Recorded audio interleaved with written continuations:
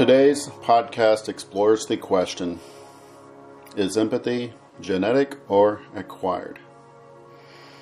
It is neither, and in a specific sense, it is both.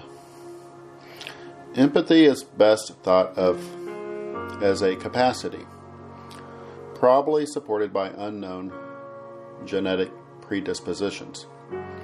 This capacity develops like many other capacities, like the ability to love, in the context of our first primary relationship with our mother or whoever our first primary caregiver is, and thereafter is enhanced by other experiences of relationships. Thus, it is learned. It cannot be taught.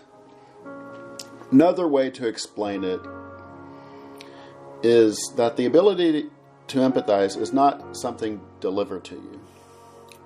Rather, it is something that you must internally accept or learn. Learned by witnessing and accepting it, but not by it being taught or given to you in any way. Think of it this way.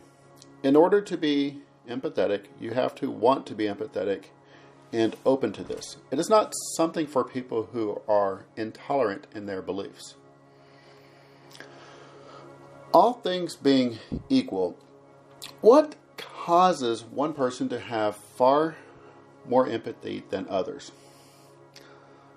I believe that the causes for having far more empathy in one person versus, say, another is a result of genes and the environment. Some people are just more caring than others, so they will pass that trait onto their children. However, I would say that the major cause is actually the environment. Sure, genes can contribute, but if a child sees her mom helping out the homeless and giving them a quick lunch, they will be encouraged in doing this in the future. Thus, having empathy towards those people that are less fortunate, such as the homeless, since someone they trust and look up to has done that. Sadly, some people follow in the footsteps of Marie Antoinette and say, if they can't have bread, then let them eat cake. These are the people that think that poor people are poor because they are lazy, and if the poor people could just set their mind to it, then they could achieve anything. It's not really until you meet various people that you realize that poverty is not always due to individual actions, but also possibly circumstances in the society that led to the poverty. That's all I have for today.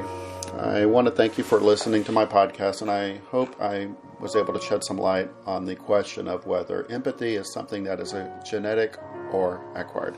Thank you for listening. Please consider subscribing.